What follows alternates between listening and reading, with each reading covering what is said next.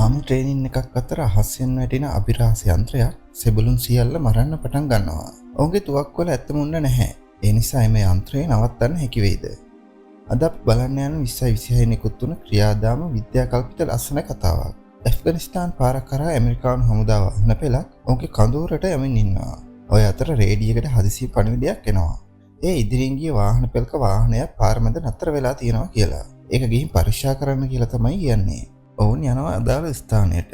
මේ කණ්ඩායම් දෙකේම නායකයන් වෙන්නේ එකම පවුලේ සහෝදරයින් දෙන්නෙක්. රටේ අලුත් වැඩියා කරන අතරතුර ඔහුගේ සහෝදරයා කියනවා අපි ඉදිරි පෙළේ ඉන්න ඕන කියලා. ඒ හින්දා හමුදා රේන්ජර්වරු සමග එකතු වෙමු කියලා තමයි කියන්නේ. ඔය අතර හදිසියෙම සන්නද්ධ රථවලට ප්‍රහාරයක් එල්ල වෙන්න ගන්නවා. එතනින් දැඩි සටනක් ආරම්භ වෙනවා. බොහෝ සෙබළුන් එතරම් මිය යනවා.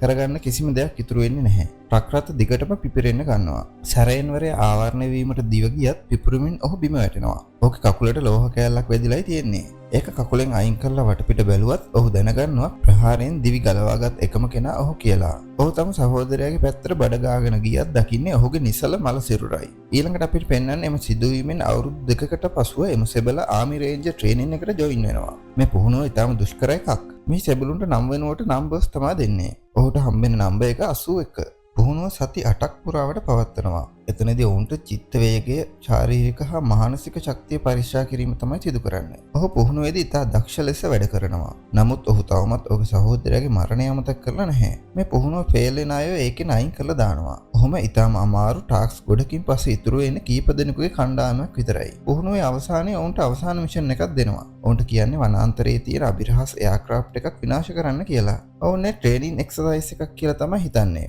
ඔවුන් එම වනාන්තරයට ගිහින් ඉදි හදිස්සියම අහසෙන් විශාල පිපිරීමක් වගේ කඩක් ඇහෙනවා. ඒක අහසෙන් වැටෙන අභිරහස් වස්තුවක්. ඔවුන් බෙදලා ගිහින් ඒ විනාශ කරන්න බෝම්බ දානවා. ඒත් ඒකට කිසිම හානියක් වෙන පාටක් නැහැ. ඒ වෙනුවට ඒක හදිසියෙම විශාල යාන්ත්‍රික රොබෝ එකක් වගේ පරිවර්තනය වෙනවා. ඔවුන්ට හිතාගන්න බැහැ මේ මොකද වෙන්නේ කියලා.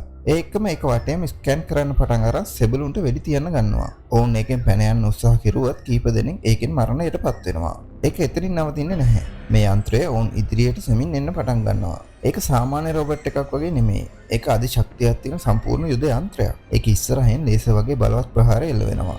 ඔවුන් ගස් ගල් පිටිපස්සේ සැඟවෙන්න උත්සාහ කෙරුවා. රොබෝ ඒක හැමතැනම ඉතා ඉක්මනින් ඩිටෙක්ට් කරගන්නවා. මේක නම් කට්ටියට ලොකු ප්‍රශ්නයක් වෙලායි තියෙන්නේ. ඒත් එක්කම මෙයාට තේරෙනවා උන්ගේ තුවක්කුවල රියල් බුලට් නැහැ කියලා. ට්‍රේනින් රවුන්ඩ් විතරයි තියෙන්නේ. ඔවුන්ට ඉතුරු වෙලා තියෙන්නේ මේකෙන් ඈතට දුවන්න විතරයි.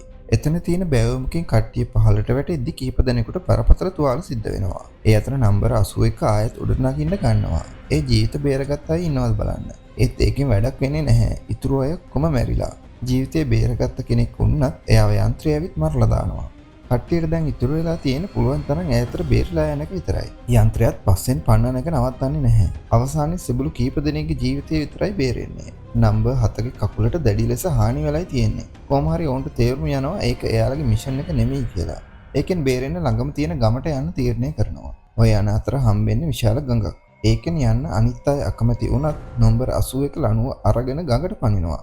ඒ පැනලා එහා පැත්තේ තියෙන ගස්වල ගැට ගහනවා. ඔවුන් ඒක හරහා එල්ලිලා යන්නයි හදන්නේ. ඒත් අවාසනාවකට වගේ ඒක හරහා කට්ටිය ගමන් කරමින් ඉද්දි රොබෝ ඇවිත් ආයෙත් පහර දෙන්න ගන්නවා. කට්ටියම ගඟට වැටිලා පහළට ගහගෙන යන්න ගන්නවා. අන්තිමට ඉන්නේ නම්බර 81. මෙයාටත් කීප වතාවක්ම ප්‍රහාර එල්ල කරත් ඒ හැම එකකින්ම බේරෙනවා.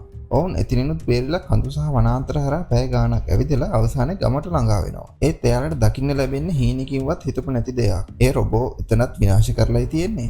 ගම වටේම අට්ටවල තියෙන උගුල් වගේක් ශක්‍රීය වුණ හින්දා කට්ටිය දැනගන්නවා රොබෝ මේ පැත්තට එනවා කියලා. කට්ටියම ඉක්මනින් එතන තියෙන යුද වාහනේ පිට වෙන්න තීරණය කරනවා. ඒත් ඒක හිර වෙලායි තියෙන්නේ. කට්ටියම ඔට්ටු වෙලා වාහනේ හරි මාර්ගයට ගත්තත් ඔවුන් දැනගන්නවා තුවක්කුවල උණ්ඩ එකක්වත් නැහැ කියලා. නම්බර 15කට මතක් වෙනා උණ්ඩ තිබ්බ තැන. අනිත් අයට වාහනේට නගින්න කියලා ඉක්මනින්ම යන්නේ උණ්ඩ ටික ගේන්න.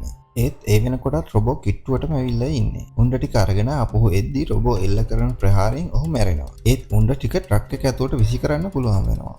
වාහනේ කැලේ හරහා වේගෙන් ධාවනය කරන්න ගන්නවා. ඒ අතර රොබෝට වෙඩි තිබ්බත් කිසිම හානියක් වෙන පාටක් නැහැ. රොබෝ එල්ල කරන ප්‍රහාර වලින් රථයට ගොඩක් හානි වෙලයි තියෙන්නේ. එකපාරටම රොබෝ පස්සෙන් පන්නන එක නතර කරනවා. ඒත් ඉතින් ඒ නතර වෙලා තියෙන්නේ ඊට වඩා දරුණු ප්‍රහාරයක් එල්ල කරන්නයි. ඒ වගේම බේරලා දිගටම ආවත් වාහනේ කන්ට්‍රෝල් එක නැතුව ගිහින් ගසුත් කඩාගෙන කන්දෙන් පහළට ගමන් කරන්න ගන්නවා. දැන් රොබෝ ඉන්නේ මෙයාලට උඩින්. පහලට ඇවිත් ආයෙත් ඔවුන්ට පහර දෙන්න ගන්නවා. ඒ සටනින් කට්ටිය අතපය වගේම ජීවිතත් නැති වෙනවා. නම්බර 81 කන්දට වෙඩි තියලා රොබෝ යට කරන්න උත්සාහ කරනවා. කොහොම හරි ඒ වැඩේ සාර්ථක වෙනවා. ඒත් එතනට ගිහින් බලද්දී එතන තියෙන රොබෝගේ අතක් විතරයි. ඈතින් පේනවා රොබෝ අහසට සංඥාවක් යවනවා. තව ටිකක් පටපිට සෝදිස් කරද්දී නම්බර 7 තාමත් ආධාරකයේ මත ඉන්නව දකිනවා. දැන් ඉතුරු වෙලා ඉන්නේ මේ දෙන්න විතරයි. ඔහුවත් ඇදගෙන තවත් කැලේ ඇතුළට යන්න තීරණය කරනවා. මෙයාලට තාමත් හිතාගන්න බෑ මොකද උනේ වගේම මේ යන්ත්‍රය මොකද්ද කියලාවත්. ටික වෙලාවක යද්දි දකිනවා ආයෙත් අර රොබෝ ස්කෑන් කර කර එයාලා ඉන්න පැත්තට එනවා. ඒක ඉතා ඇඩ්වාන්ස් යුද උපකරණයක්. මේ වෙලාවේ නම්බර 81 යන්ත්‍රය නිරීක්ෂණය කෙරුවහම දකිනවා ඒකේ උඩ තියෙන තාප කවුළුවක්. ඒ කියන්නේ එන්ජින් එකේ උෂ්ණත්වය පිට කරන තැන. ඒත් එක්කම ඈතින් තියෙන ගල්වලේ දොඹකරය දැකලා අදහසක් මතක් වෙනවා. නම්බර 7 එතන හංගලා ඔහු යනවා ගල්වලට යන්න. එතනදී ඔහු යම්කිසි දේවල් ටිකක් හොයාගෙන අහසට වෙඩි තියලා රොබෝගේ අවධානය අරගෙන ඒ පැත්තට ගෙන ගන්නවා. රොබෝ ඒ පැත්තට එද්දී එන තැනට ඩයිනමයිට් දාලා පුපුරනවා. විශාල ඩෝසරයකින් ඌ හිර කරලා දානවා. උඩ කවුලුවට ගල් වට්ටලා රොබෝ අඩපණ කරන්න තමයි උත්සාහ කරන්නේ. ඒත් රොබෝගේ තෙරපුම් යන්ත්‍රය සක්‍රිය කරලා බුල්ඩෝසරේ පිච්චෙන් ඉවතට තල්ලු කරන්න පුළුවන් වෙනවා. නම්බර 81ත් ගේ මතරින් පාටක් නැහැ. ඒකේ රතු පාට ලයිට් පත්තු වෙන්න අරගන්නවා. කොහොම හරි රොබෝ රත් වෙලා පුපුරලා යනවා. ඒත් ඒක ඇතුළේ තිබ්බ බෝම්බ එළියට වැටිලා ආයෙත් පුපුරන්නයි යන්නේ. නම්බර 81 ඉක්මනින් එතනින් පැන ගන්න සමත් වෙනවා. ඔහු උදේම නම්බර 7ත් කරේ තියාගෙන මූලස්ථානය වෙත ගමන් කරනවා. එතනදී තමයි දැනගන්නේ මේ පිටසක්වල රොබෝවරු ලෝකෙ හැමතැනම විනාශ කරන ගමන් තමයි ඉන්නේ කියලා. හමුදාව පළවෙනි රැල්ල උදාසීන කරලා වුණත් උන් ගෝලීය ආක්‍රමණයකට සූදානම් වෙන ගමන් තමයි ඉන්නේ. මොහු මේ යන්ත්‍රයේ විනාශ කළ ආකාරය හමුදාවට විස්තර කරනවා. ඒ තොරතුරු ලෝකෙ බේර ගන්න වැදගත් වෙනවා. ඔහු අවසානයේ ආමි රේන්ජර් කණ්ඩායමට එකතු වෙනවා. ඉදිරියේදී එම රොබර්ට් ආමියකට එරෙහිව විශාල යුද්ධයක් ආරම්භ කරන්නයි යන්නේ. ඒ සමගම කතාව මෙතනින් අවසන් වෙනවා. මේ වගේ තවත් ලස්සන ෆිල්ම් බලන්න දිගටම අපිත් එක්ක රැඳී ඉන්න කියලා මතක් කරනවා. අපි සබ්ස්ක්‍රයිබ් කරලා ලයික් එකකුත් දාගෙනම යන්න කියලා ඉල්ලනවා.